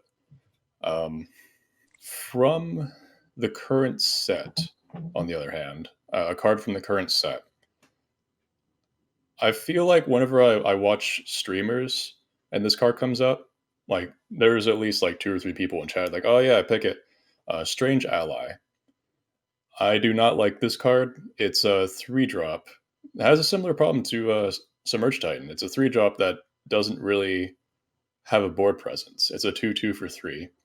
It's very weak. It plays a Disfigure on your opponent for each stranger you play, but that's also in reverse. Like, I feel like the drawback for playing it is too high, because now all of your threats are becoming -1/-1. Like, you might have a very threatening flyer, and like, oh, your opponent plays like a Huru Stranger, and now it's dead. Like, you're yeah, like, the drawback is too high for a Strange Ally, and it's also very, very slow. Like, it hands off a battle skill every single turn, and you just have to, like, hope you get lucky and roll the one you want out of, like, how many battle skills? Like 15? I don't think it's quite that high, but yeah.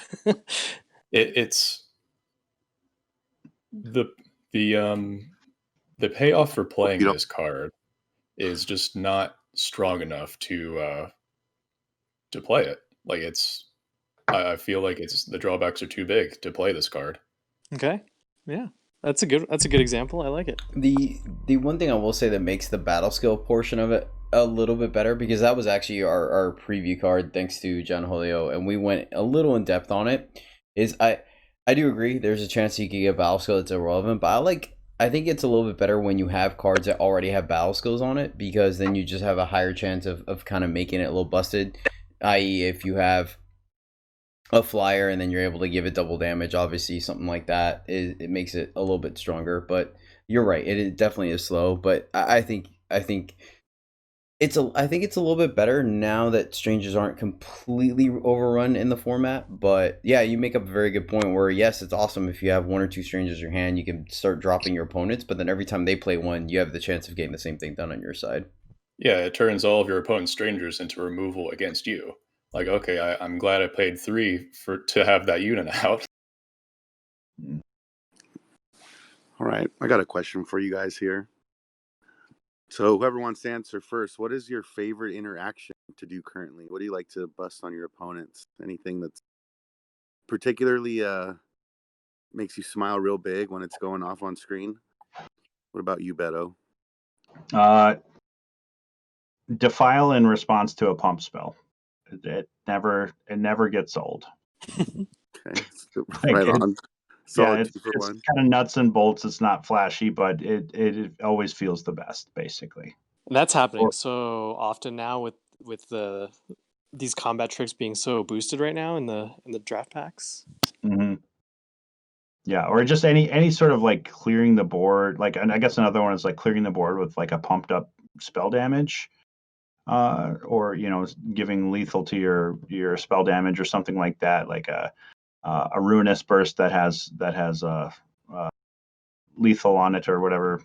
I think it feels really nice. So yeah, I guess those are great, especially in response to a pump spell. It's like absolutely insane value that just for 1 mana, that feels incredible.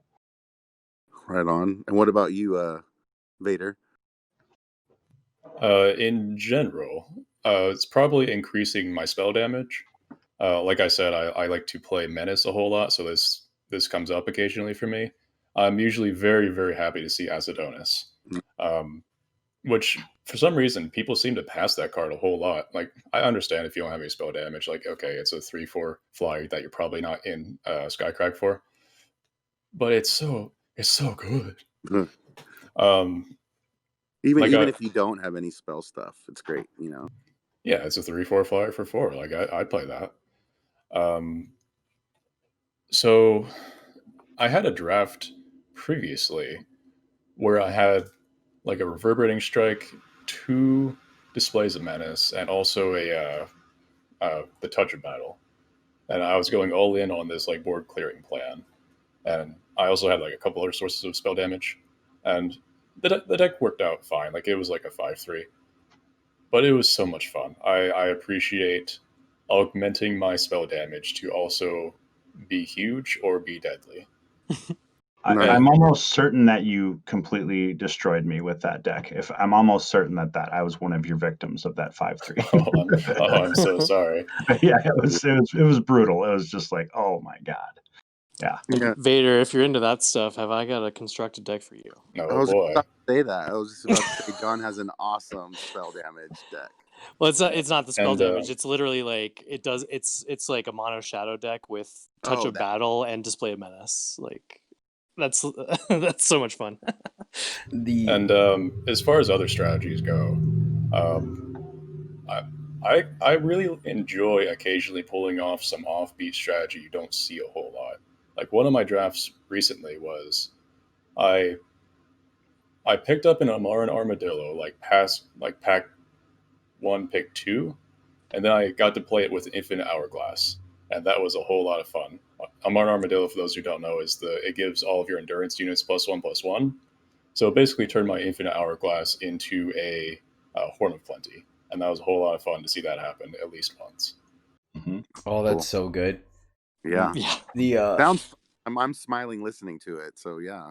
going back to Bettorup's Defile play, the interesting thing about Defile in this format is that there's literally 3 recursion spells in the format. So more on both sides, both have it done to me and done it to my opponent, where you defile one of their units, especially one that they put some work in.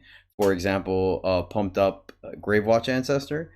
Then Defile puts it into your void, and then you could bring it back with Triumphant Return and play it. And yeah, it feels pretty busted when you get to do stuff like that. Mm-hmm. Just saying. But okay, I think that's gonna do it for the breaking down the format. Really do appreciate it. I actually learned quite a bit from you guys already, so I'm excited because we have a couple more questions, and that's great. Now let's change gears and talk about grinding the top to top 5, because it's no small feat to do it in constructed, and or I think it's actually even harder in limited, because of the fact that at least in constructed you're able to select what deck you're grinding with. And can play towards a meta, or when you're starting to see the same people, you kind of identify what they're playing and whatnot. Versus in limited, yeah, there's that rare occasion that you can play the same person. I think right now my record is 3. I think was it Isomorphic that I played 3 times with that one deck, guys? Do you guys remember? I think so. Anyway, that sounds right. Yeah, but most of the time you may see someone 2 times, maybe, but most of the time you're gonna see different people with different decks, and you get the max you can play with one deck is 9 games, right? 7 and 2, and with you guys it's probably less than that, because you guys probably go 7-0, 7-1 a lot more. But it's a lot more difficult. It's no small feat to accomplish this, especially time and time again. So starting off with you, Bettorup, why do you do it? What gives you that drive to try to be placed up top? I've only been playing this game for maybe, basically I moved over to Eternal once Tessel I found out wasn't going to be supported anymore. That day I was like, okay, well, I want to look for the next thing, and I had already downloaded Eternal and thought it was a really well designed game. I was like, okay, I could probably jump back into this. I already had a small collection built, and started playing a lot of constructed right away, and I had a good time. And I think it was maybe like a year ago, maybe, that I started drafting and realizing that that's where I was having the most fun, because of, just like you're saying, needing to be on your toes and think on your feet, and be able to put together a strategy on the fly. I really enjoy that sort of exercising that part of my brain, or whatever you want to call it. So yeah, I basically decided that I wanted to do that, and then I think it was like maybe like a top 50 finish or something like that, where I was like, oh, maybe there's something here. And then I think it was the next month that I ended up being in top 20 or something. And then I was like, okay, so what's stopping me from like, number one? I think it's just probably experience and understanding the format. So at that point, when I realized that I might be, one of the better players that are playing draft, then I was like, okay, well, let's just see what happens if I really try to just put in the hours to figure out this format and what works and what doesn't, and sort of curate my assessment of the format as I go, and then I think I don't know. And then you kind of get that bloodlust in your eyes once you see that, you're approaching top 10. It's like, wow, I'm just a few wins away from maybe hitting number one. So let's go. And then, yeah, I think it's just the desire to want to see if you can do it is what usually tends to push you there. And I think if you spend enough time with anything in life, really, if you put in the time practicing and honing your craft with it, and putting it into practice, you'll definitely get there. Especially like, with the smaller community. I guess when I first was one of the higher ranked players, it felt strange. I'm like, okay, that this probably means that the user base is not very big, because I don't feel like I should be up here. I feel in me like I'm fairly. I don't know. Maybe this is just everyone's problem. You just feel fairly average, I know that. pedestrian. Yeah, you feel pedestrian most of the time. When you look at the greats of strategy games, and I follow Hikuro Nakamura on Twitch a lot and watch him, and this guy's just absolutely brilliant. And so I'm, when I compare myself to these like uber geniuses like him, I'm just like, well, what the hell am I doing? At the top of this game. So I don't know. So part of me feels like, oh, maybe it's just luck of the draw, flaw in the system, or maybe I actually have something here. But either way, like, yeah, I think just the combination of like, really watching other streamers, putting in the time to, and being confident in your decisions and your assessments, basically, I think is a big part of it. Just to say, I don't feel that this card is as good as people think it is, or I don't feel that, putting a weapon on a unit is where you want to be, or those types of things that you learn the hard way on your own after getting 2-for-1 so many times, that you'd say, I'm just not going to put myself in that position. And your next build leaves yourself less vulnerable to that sort of interaction. And all of a sudden it's like, okay, so I'm the one that's getting an edge in value and card advantage throughout the course of games, and then that eventually translates into results that keep pushing you higher up the ladder, and then before you know it, you're like, oh, all right, number one, cool. So it feels good. Nice. Vader, what's your drive? My drive to grind top 5. Yes, sir. Just for fun, really. At first, I just wanted to make top 20 every month because of the draft tournament that was announced this past November, and I have been making top 20 every month since then. But I guess in doing that, like, I just got good enough at draft that I'm like, why don't I just keep playing? Why don't I just keep playing draft? And apparently, I got good enough to hit rank 1 for a single month, so that was neat. Whoops. And yeah, like, so why not? It's just fun for me, and that's why. Very cool. So like, I don't have fun. I don't do it for fun. I do it for the glory. For the glory, and I have to have like an epic ballad playing for something from the 80s to kind of go along with that feeling of the quest for glory or love or something, something epic So that's why I do it. I'm just kidding. I also do it for fun. It's super fun, and yeah, it's good to hang out with guys that also think it's fun because I basically have my wife to talk to about this game, and she's like, that's good, honey. I like That's nice, dear. that's nice, dear. I'm glad you enjoy that card game you play. Like, but okay. So yeah, no, it's really cool to hang out with you guys. Just on that alone, that you guys also see the joy and possibility and of draft in this game. This community. It's super cool to be here and share it with other people that are like minded in that. I agree. So maybe like Vader more, he was trying to make top 20 each month. Now, obviously, guys are battling for number one. You play a lot, so there's a lot of practice in there that's already like inherent. But any like tricks that you would have for anyone to like break into the top 20, break into the top 100, or like what they can do aside from playing a lot, obviously, if you can divulge such a trick or tactic? A strategy for getting into rank 1? Yeah, or like for me specifically, like rank 20. I'm trying to do that. Is there anything someone should be doing at the end of the month, or I mean, I don't really know what strategy there is other than just you win, gotta right? win game. You gotta Yeah. win games. Like So there's no way around that. You can't sneak rank. Like yeah. you gotta win your games to get up there.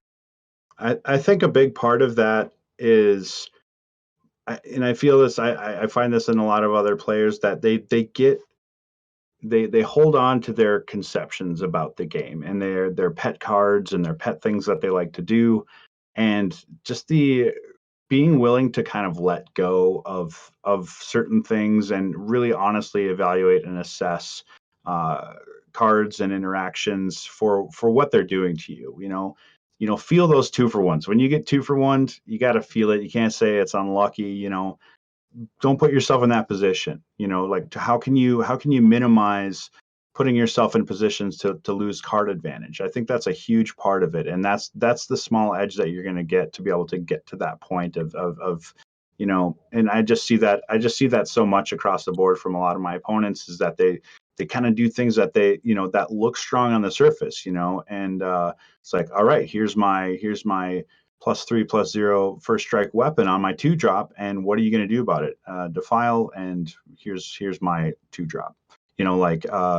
And then that's just how you win games, based on that sort of thing. So I think on some level, there's always going to be some adjustment you can make to your game, to your draft strategy, to say, is this thing that I really like to do effective enough to get me to top 20? And if you can't answer that question, it's probably time to reevaluate altogether. And I just noticed that people are posting draft decks, which I didn't even know about. I was looking around and I see that Mercurio posts his decks, and there's I think Titus and Blossom also posts on Warcry their decks. I just kind of noticed that, and I'm like, oh, that's neat. And just being able to like look at 7-0 decks or 7-win decks.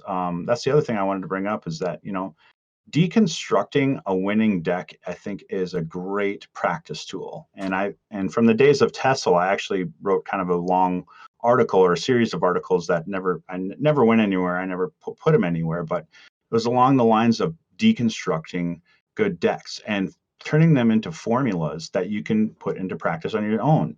If you find yourself, running out of steam, why is that? Why is my deck that appears to be good running out of steam? Well, it's probably because of lack of card draw or resource management to some extent, where you're not managing your resources well enough. But yeah, like I would say, go on to Warcry, go on to anywhere where people are posting 7-win decks, and look at how many removal spells there are, how many units, what sort of mana fixing that they're using, what's the quality of their units, what's the quality of their removal, and how many situations do you see in those combination of cards that lead themselves to either gaining card advantage or losing it, and try to evaluate that on your own. But yeah, I think there's just a lot of value in deconstructing decks in general, and different archetypes. And this can be for constructed as well, to say, what makes this tick? Why is this particular deck so effective? What is,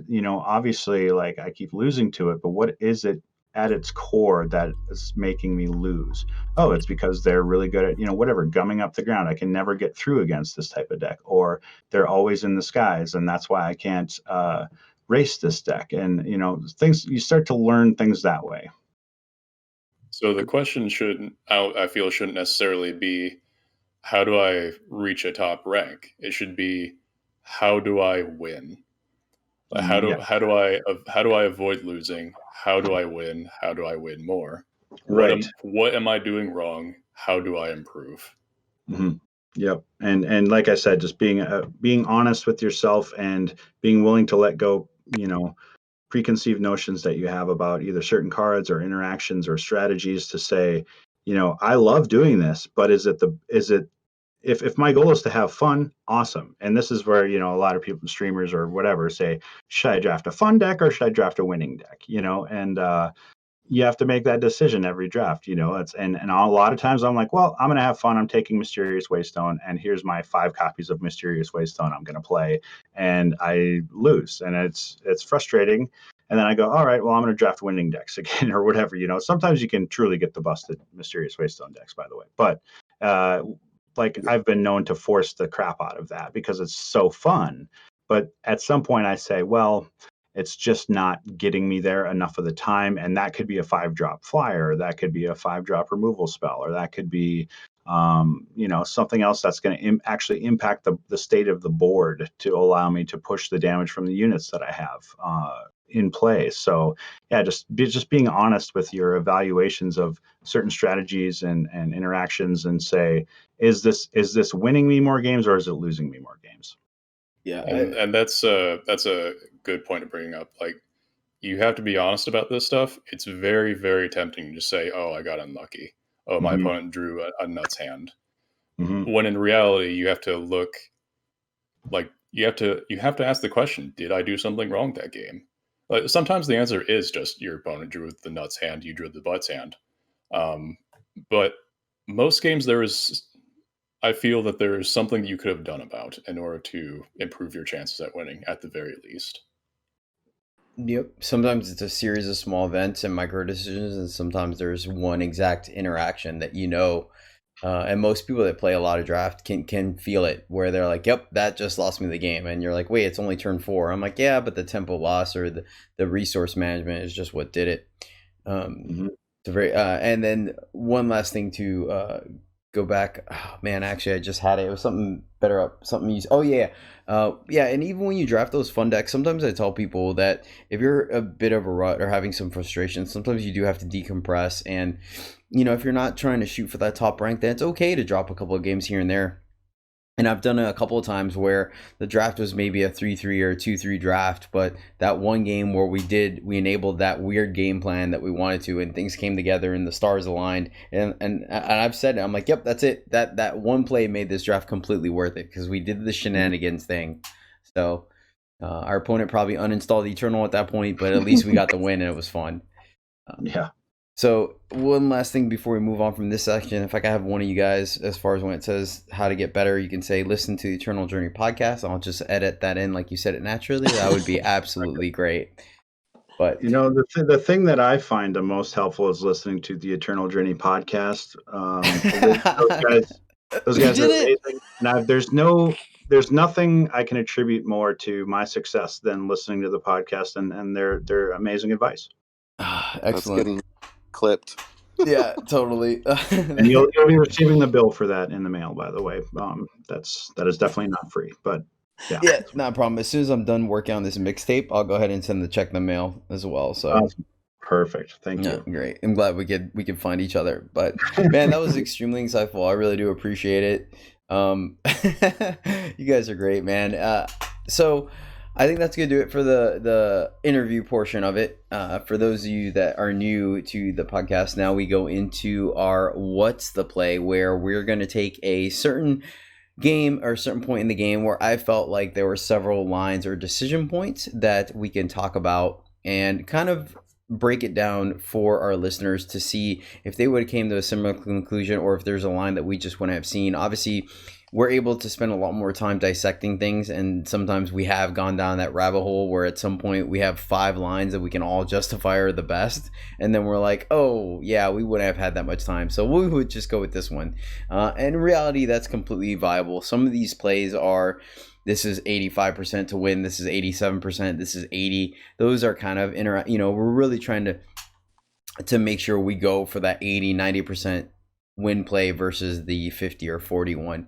So with that, we'll start off with you, Vaderman. Let me break down the scenario for you and our listeners the best I can, because this one is slightly complex, and then you can let us know what you're looking at doing and what your decision process is.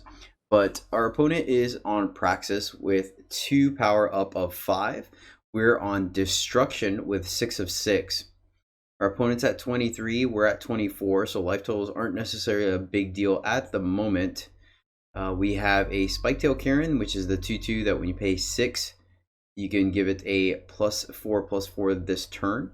And when it hits its mastery, which is 6 damage, it gives a +1/+1 permanently to every unit in play, and we have not activated that yet. We have 2 flying 1/1 humbugs, and we have a 5/4 Stone Powder Bomber, which is a exalted unit on our turn. Our opponent has the 2/2 Oni. I always forget the name of this card, that when you have a relic, it becomes a 4/2, and you can pay 2 to scout with it. And I believe they have not scouted with it yet. There's no way to identify that or not. They have the Oni Cave Dweller, something like yeah, that. that sounds about right. I wanted to say like Cadaver, and I didn't think that was right. Oni Cave Diver. Oh, okay, Cave Diver. There you go. Perfect. I kept wanting to say Cadaver. I'm like, that's not right. So anyway, Cadaver. Sorry, I don't even. Yeah, you said Diver. Now I got that stuck in my head. I always gotta mispronounce one word on the podcast. That's like my niche. Anyhow, It's mandatory. yeah, there you go. Thanks. Muted. So we have the Combatant, which is the 2/3 Berserker, and Mastery 6/4. It gets +2/+2. I don't remember. I really should, but I don't. And then the Hot-Blooded Barbarian, which is the 2/1 Berserk, pretty much. And I think they have Temper in their hand. I don't remember. Yeah, they have Temper in their hand. I think I remember that interaction.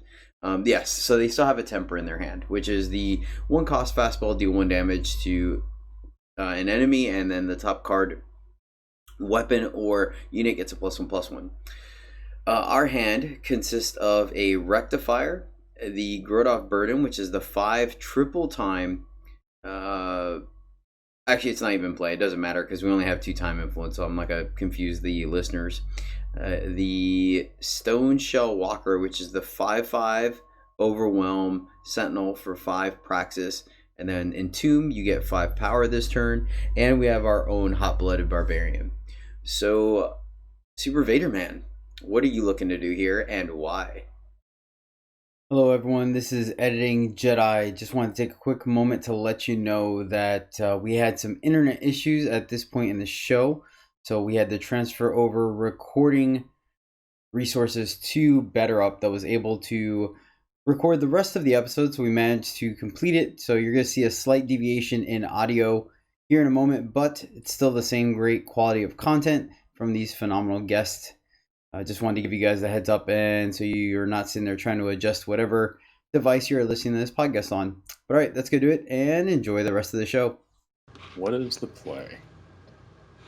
So the one that jumps out to me immediately is, well, we have 6 power. Like, obviously you might consider like, oh, maybe if I pump Kieran, I can just get in for a bunch and pump my board. But I feel like it's more important to develop more threats when your opponent doesn't seem to have many currently. So like my play here would just be attack with the flyers and the exalted dude, because if they block it, then you just put a huge weapon on a flyer, so they're not going to do that. So I would just attack in with those 3 and play Stone Shell Walker, and then like maybe next turn you pump the Kieran and go in. You just go in with bigger and bigger units and put them on the back foot. Have them deal with it. Okay, fair enough. Is there any potential consideration for the fact that pumping the Kieran and swinging would if they did want to trade, they would trade their entire board? I don't think they would. So, like you would attack like all in basically for that, right? But then they have like some berserk units. Like, what if they play like a Multiple berserk units. yeah, multiple berserk units? What if they play like what's the 4-cost weapon? The chakram. What if they play a chakram on something and hit you for 1 billion? Just hit you for all of your Chakram life at once. plus fire You know, conjuring like- or a rampage. Yeah, like especially with Relentless Combatant now, which gets bigger when it masteries. So it attacking with the 3 units and then developing Stone Shellwalker, that gives you a big blocker as well. That's also important to note. It stops the berserk units and you get to pressure them, and there's not much else. There's not much they can do about it, even if they do have like a seer. Like what are they gonna do? They're gonna seer a humbug? Like who cares, right? So yeah, like I would just attack with the 3 units and then play Stone Shellwalker. Okay, right on. Bettorup, are you on a similar line or something else you're looking at? No, I agree exactly. Attack with the 2 humbugs and the 5/4, hold back my 2/2, and then develop the 5/5. Basically, unless I'm pushing for like lethal damage in the next couple of turns, I'm prioritizing development. And like there's the kind of cute-ish play of developing our 2/1 and discarding our super bomb Grodov, whatever that thing is, Grodov something relic to give everything Burden. exalted. Grodov's burden, yeah. Like you can pitch that to get to be able to take out the 2/1 and develop a rectifier. I think that line's kind of like allows you to attack in with the 5/4 without it trading, but like Vader was saying, they're most likely pretty much 99% of the time not gonna allow that to happen, or not gonna take the trade of the 5/4 unless they have a removal spell for one of the things that you're gonna put it on. So yeah, I pretty much to play around tricks, to play around remaining removal in my opponent's hand, I'm just gonna keep expanding and developing new threats to make them deal with what we've got. Yeah, and that was one of the things I was going to say as well, is just the fact that if we are worried because they have 2 berserk units, I think in this game they actually played a third one and we killed it at some point, that they're kind of feeling all in on the berserk plan. So exactly that, silencing the combatants so they lose that one, and then using the temper to kill their other one so they lose their all their berserk units. John, what about you? Yeah, like if those 2 units were not berserk, I would give a lot more consideration to pumping the Kieran here. But no, I think these guys are spot on. That's exactly what I would do. Like just attacking with those 3 units and then play the Stone Shellwalker, because yeah, like you can see very clearly like their game plan revolves around it. Big berserk attacks, right? So like they literally could kill you next turn if you all attack here and deplete your power. So I think that's a legitimate concern. I would step in and say that it's probably not. It's kind of like you want to make sure you're not running into ghosts or worrying too much about worst case scenarios. Like I'm snap blocking with the 5/5 on one of the units, one of the berserk units, probably the 2/3. And if they have a trick, so be it. We're still in a commanding position with still being able to pump our guy next turn, potentially ripping a time off of the top, and still having the ability to pitch one of our cards to kill the 2/1 if we really needed to push damage. So like if we lose our 5/5 to a trick, it's just not a big deal. It's like it's nice to get it out of their hand. They will most likely still lose their 2/3 in a lot of situations, or they'll have to 2-for-1 themselves to deal with it. So I would not be worried about a crackback here. Okay. Is there any reasoning for either of you guys to potentially leave back the humbugs to prevent that kind of a crackback and just send in with the 5/4? Absolutely not. I would think not as well. It's just 24 is such a healthy life total. It really like even with 6 mana, and let's say they somehow are able to get up to 10 mana, like it's hard to imagine a situation where they're able to take care of the 5/5 and the 2/2 if you really needed a chump block. it's just hard to imagine a situation where they're able to deal with everything and pump their units enough to be able to push the damage. Like, basically, they need to take care of what you have on board. Then they can dream about getting a nice berserk attack in. But until then, it's just basically we can afford to lose half of our life total probably on the next turn if we wanted to, and we probably have lethal on the crackback. Cool. Or dang close to it. Alex, do you have anything to add? I mean, these guys broke it down great. Yeah, fair enough. That's the thing about having 5 of us, right? Especially when there's only the big reason why I picked this one is actually just that. I mean, there's technically 3 lines of play. So just one last thing to kind of get the full scope of things. If we did have our third time influence, so Grodov's Burden was an option. Sending it back to you, Vader, would you consider dropping Burden to get that online as soon as possible, or would you still make the Stone Shell Walker play? I'd just make the Stone Shell Walker play. Then if they kill Stone Shell Walker, then I get to spellcraft Grodov's Burden and just deal with the threat. As long as it's on their turn. Well, no, actually, if they killed it on our turn. Mm-hmm. That's the one thing about Stone Shell Walkers. I don't really rely on the +5 power most of the time. Reason being, unless you're in a scenario where you're forcing them to kill it on the attack when you're attacking, because it is only for the turn. So if they kill it on your turn or on their turn or at the end of your turn, you won't get that 5 power to play slow spell units or slow spells. What about you, Bettorup? Does that change anything for you, or no? You still have the same? I still think, in general, like, I like that relic to be one of the last things that we're doing once we've developed. Just in general, same thing with tricks and our ability to pump our 2/2. That's something that's a great use of mana when we're kind of out of things to do. But basically, if you look at this board, like, who's winning? We are.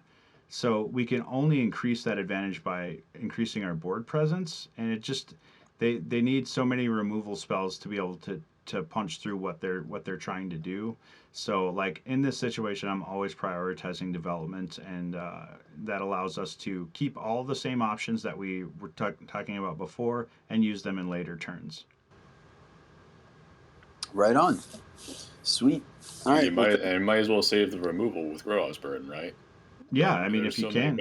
There's so many better things you can do on this turn other than just pay 5, do nothing, just with Grodov's Burden.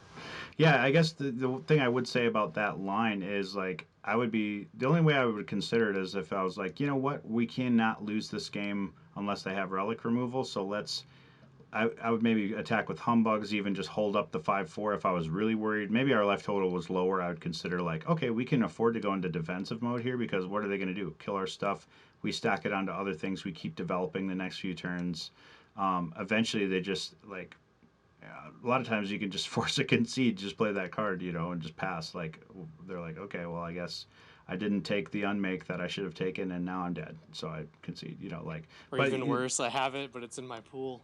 yeah, exactly, or something like that. I didn't put it in my deck. It ended up being a cut, and now I just can't win. But there's just no way that could be better. But I could see an argument at least for developing it if you were planning to go on the defensive and say, okay, here's my thing. What are you going to do about it? And then they go, okay, I can't get anything through, and even if I kill something, it goes on to another thing, and that's the power of that card, so.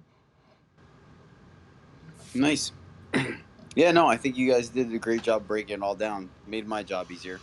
So that's what's the play. This week's Constructed Corner is brought to you by the infamous, well-known limited streamer Cassendrath. That's right, Cassendrath brought this deck to the charity event this past weekend to much success, and actually divulged the fact that during testing he was using this deck to actually climb both Expedition and Throne Ladder. That's right, this is using only commons and uncommons from the limited format. So this deck, if you put it together, is going to cost you 5,450 shiftstone, and I gotta say, it's pretty darn spicy. So to break it down for you, it is 2 Family Charter, 4 Lethrai Lobotomy, 4 Pitfall Trap, 4 Defile, 4 Immortalize, 3 Inner Peace Ascendant, 4 Lethrai Courtier, 4 Shardbinder, 3 Biting Winds, 4 Bottled Storm, 4 Display of Knowledge, 2 Surgeon Saw, 4 Waystone Gate, 4 Consuming Greed, 2 Primal Sigil, 5 Shadow Sigil, 6 Time Sigil, 4 Seat of Cunning, 4 Seat of Mystery, and 4 Seat of Wisdom. And pretty much this is a draft deck that just made a 4 of the things that were most important and took it into constructed with huge success.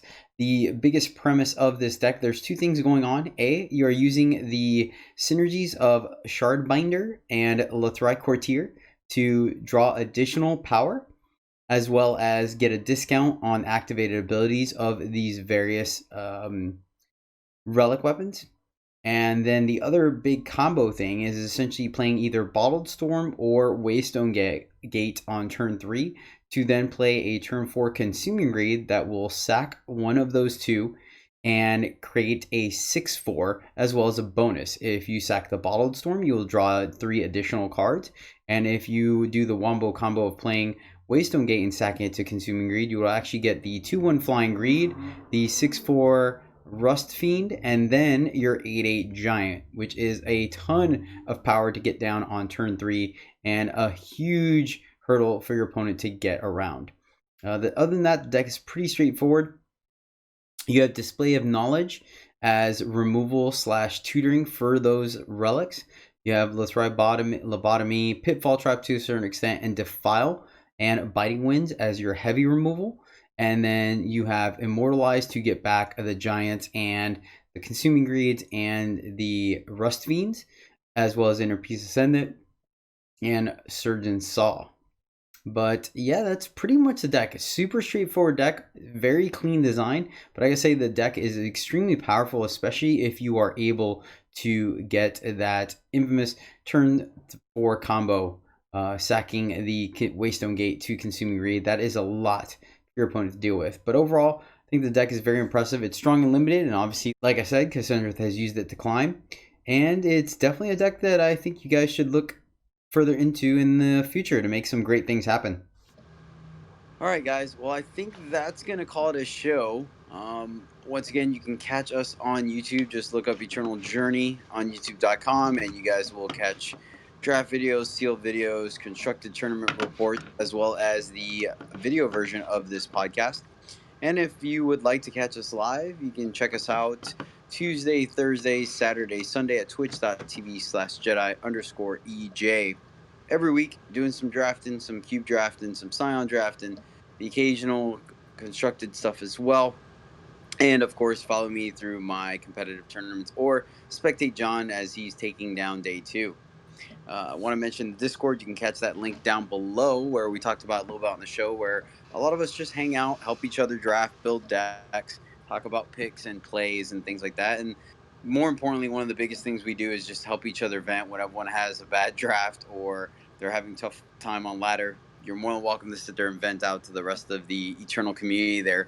And, we'll pat your back and let you know, pick yourself back up again and keep grinding, change up the decks. Bettorup, thank you so much for being on the show. Really do appreciate it, man.